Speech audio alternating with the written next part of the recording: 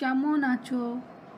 ভালো আছো? আজকে আমরা ছোট্ট বন্ধুদের উদ্দেশ্যে একটা আয়োজন করেছি ছোট্ট গল্প, যেটার নাম সৎ মেয়ের গল্প। সেই গল্পটা তুমি আমার ছোট্ট বন্ধুদের সঙ্গে পড়ে শোনাবে এবং তাদের আনন্দ দেবে। ওকে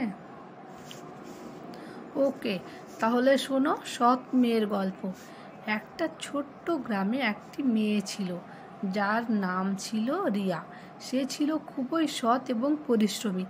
একদিন সে একটি ছোট্ট নদীর ধারে ঘুরতে গিয়েছিল।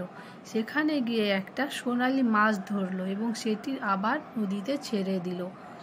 নদী দেবী তাকে ধন্যবাদ জানিয়ে একটা সোনালি মুদ্রা উপহার দিলেন, তার সৎ ব্যবহারের জন্য খুশি হয়ে। রিয়া সেই মুদ্রা নিয়ে বাড়ি ফিরে গেল এবং তার মা বাবাকে বলল পুরো ঘটনাটি।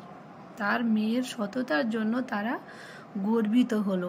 তাহলে বন্ধু, তোমরা সবাই সততার সঙ্গে কাজ করতে পারবে তো, কারো জিনিসের ওপর নজর না দিয়ে।